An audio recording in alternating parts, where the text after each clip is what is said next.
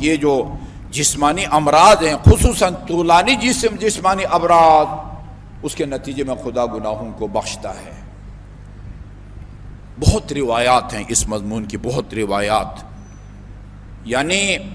طولانی امراض کے نتیجے میں سارے گناہ بخشے جاتے ہیں، اور جب سارے گناہ بخشے جائیں گے پھر روز قیامت اس کو حساب کتاب کے لیے بھی کھڑا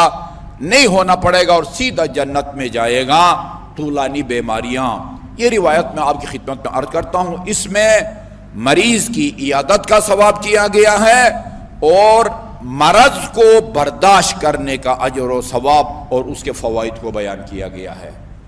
اس کے توجہ سے سنیے اور اپنے تک اس کو محدود نہ رکھیں، آگے احباب تک اس کو پہنچائیں۔ حدیث قدسی ہے یہ، حدیث قدسی خدا کا وہ کلام ہے جو قرآن کا حصہ نہیں ہے۔ ہوتا کلام خدا ہے مگر وہ قرآن کی وہ 30 سپارے یا 114 سوروں میں وہ شامل نہیں ہے۔ حدیث قدسی میں آپ نے فرمایا للمریض 4 خصال، بیمار آدمی کو اللہ تعالیٰ 3 خصلتوں سے نوازتا ہے، یا بیمار آدمی کو اللہ تعالیٰ 3 فائدے پہنچاتا ہے، جو بھی آپ اپنی زبان میں تعبیر کر سکتے ہیں وہ آپ کریں۔ 4 خصال یرفع عنہ القلم، دیوانہ آدمی کو مرفوع القلم کہتے ہیں۔ مرفوع القلم کا مطلب کیا ہوتا ہے؟ فرشتے اس کے گناہ نہیں لکھتے۔ دیوانہ آدمی وہ خدا کے بارگاہ میں جواب دہ نہیں ہوتا، اس لیے کہتا ہے یہ فلانی مرفوع القلم ہے، یعنی جواب دہ نہیں ہے خدا کے بارگاہ میں۔ وہ فرشتے، یہ بائیں طرف جو فرشتے بیٹھے ہوتے ہیں وہ اس کے گناہ نہیں لکھتے، مرفوع القلم ہوتا ہے۔ ایک یأمر اللہ الملک فیکتب لہ افضل مکان یفعلہ فی صحتہ، ادھر جو دائیں طرف فرشتے ہیں ان سے اللہ تعالیٰ کہتا ہے یہ میرا بندہ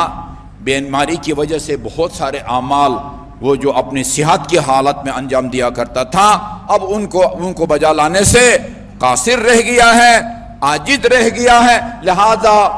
وہ بہترین اعمال جو صحت کی حالت میں وہ بجا لایا کرتا تھا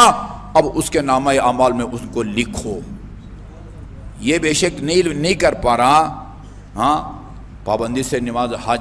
تہجد پڑھتا تھا، پابندی سے نوافل ادا کرتا تھا، پابندی سے قریب کی مسجد میں نماز جماعت میں جا کے شریک ہوتا تھا اور مریض کی عادت کے لیے جاتا تھا۔ جب بھی کبھی پتہ چلتا تھا کہ آج کسی مومن کا شب دفن ہے مثلا، اس کے لیے نماز وحشت پڑھا کرتا تھا۔ وہ جس کے لیے انسانی اعضاء کا صحت کی بحالی ضروری ہوتی ہے، وہ بہترین اعمال جو وہ بیمار ہونے سے پہلے انجام دیا کرتا تھا، ان 2 فرشتوں سے خدا فرماتا ہے اس کے نامہ اعمال میں ان نیکیوں کو لکھو، اگرچہ وہ ان کو ابھی بجا نہیں لا سکتا۔ ایک مرتبہ درود بھیجئے محمد اور آل محمد پر۔ ایک بات، اور دوسرا وَيَنْفِي عَنْ كُلِّ عُضْوٍ مِّن جَسَدِهِ مَا عَمِلَهُ مِن ذَنْبِهِ، آدمی ان اعضاء اور بدن کے ذریعے گناہ انجام دیتا ہے، کوئی گناہ ہاتھوں کے ذریعے، کوئی گناہ آنکھوں کے ذریعے، کوئی کانوں کے ذریعے، کوئی زبان کے ذریعے، جی وہ جن اعضاء بدن سے جو گناہ اس سے سرزد ہوئے تھے نفی اللہ تعالیٰ اس سے نفی کر دیتا ہے، مٹا دیتا ہے۔ فَإِن مَاتَ، اسی بیماری کی حالت میں، صحتیاب ہونے سے پہلے ہی بیماری حالت میں اگر دنیا سے رخصت ہو جاتا ہے، اس کو موت واقع ہوتی ہے، مات مغفورا لہ، بخشا ہوا مرتا ہے۔ جب دنیا سے اٹھتا ہے تو اس کے نامہ اعمال میں کوئی برائی باقی نہیں رہتی۔ وَإِنْ عَاشَ مَغْفُورًا لَهُ، زندہ رہے تو بخشا ہوا جیے گا، البتہ گزشتہ گناہ، ایسا نہیں کہ آئندہ کے گناہ بھی نہ لکھے جائیں، نہیں، وہ زندہ رہے تو بھی بخشا ہوا، گزشتہ گناہ اسے بخشے جائیں گے، فوت ہو جائے تو بھی اس کے گناہ بخشے جائیں گے۔ وَإِذَا مَرِضَ الْمُسْلِمُ كَتَبَ اللَّهُ لَهُ كَأَحْسَنِ مَا كَانَ يَعْمَلُهُ فِي صِحَتِهِ، وہی بات ہے جب مسلمان وہ بیمار ہو جاتا ہے، وہ بہترین اعمال جو وہ اپنی زندگی میں انجام دیا کرتا تھا، وہ دائیں طرف کے فرشتے ان اعمال کو وہ لکھتے ہیں۔ وَتَسَاقَطَتْ ذُنُوبُهُ کما یتساقط ورق الشجرہ، اور اس کے گناہ مریض کے، بیمار کے گھر کے اندر پڑا ہوا ہے، ہسپتال میں پڑا ہوا ہے، ICU میں پڑا ہوا ہے، اس کے گناہ اس طرح گرتے یا جھڑتے ہیں جس طرح موسم خزاں کی سردی سے درخت کے پتے گرتے ہیں۔ اور وَمَنْ عَادَ مَرِيضًا فِي اللَّهِ، جو آدمی کسی مریض کی عیادت کرے کوئی ریاکاری یا اس کی خوشنودی یا خوشامد کے لیے نہیں، صرف اللہ تعالیٰ کی خاطر جو کسی مریض کی عیادت کرتا ہے، لم يسأل المریض للعائد شيئا الا استجاب له، جب آپ مریض کی عیادت کے لیے جاتے ہیں اور مریض آپ کے لیے دعا کرے،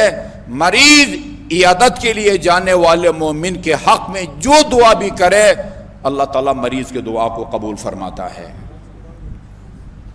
وَيُوحِي اللَّهُ تَعَالَى إِلَى مَلَكِ الشِّمَالِ، اور یہ بائیں طرف کا جو فرشتہ ہے، جی ہاں رقیب و عتید، اس کو اللہ تعالیٰ حکم دیتا ہے ان لا تکتب علی عبدی شیئا ما دام فی وثاقی، جب تک یہ جس کو میں نے گرفتار کیا ہوا ہے، جب تک یہ میرے قبضے میں ہے، جب تک اس بیماری میں یہ مبتلا ہے، اس کے جو ہے نا کوئی گناہ اس کے نامہ اعمال میں مت لکھو۔ شروع میں بتائے مفعول قلم ہوتا ہے، وَإِلَى مَلَكِ الْيَمِينِ، اور جو دائیں طرف کا فرشتہ ہے اس کو اللہ تعالیٰ فرماتا ہے اَنِجْعَلْ عَنِينَ عَبْدِ حَسَنَاتٍ، درد ہوتا ہے بندہ، درد ہوتا ہے تو بندہ کراہتا ہے، بے اختیار کراتا ہے، یا اللہ کرتا ہے یا علی کرتا ہے، ہائی کرتا ہے، انین وہ جس آواز میں بھی وہ کراہتا ہے، خدا فرماتا ہے اس کے کراہنے کی آواز کو نیکیوں میں تبدیل کر دے، کراہنے کی انین، کراہنے کی آواز کو اس کی نیکیوں میں تبدیل کر دے۔ وَإِنَّ الْمَرَضَ يُنَقِّي الْجَسَدَ مِنَ الذُّنُوبِ كَمَا يُذْهِبُ الْكِيرُ خَبَثَ الْحَدِيدِ، بیماری جسم کو اس طرح صاف اور شفاف اور ستھرا کر دیتا ہے جس طرح کیر، میرا خیال میں لک کو کہتے ہیں، جس طرح لک لوہے کے زنگ کو جو ہے نا وہ دور کر دیتا ہے۔ وہ تجربہ کار بات نہ زیادہ بہتر۔ وَإِذَا مَرِضَ الصَّبِيُّ، اچھا جی یہ تو ہے نا، اگر کوئی بڑا بیمار ہو جائے اس کے دو فائدے ہوئے، وہ نیک اعمال وہ جو صحت کی حالت میں انجام دیتا تھا اب انجام نہیں دے سکتا، اللہ دائیں طرف کے فرشتوں کو کہتا ہے وہ لکھو،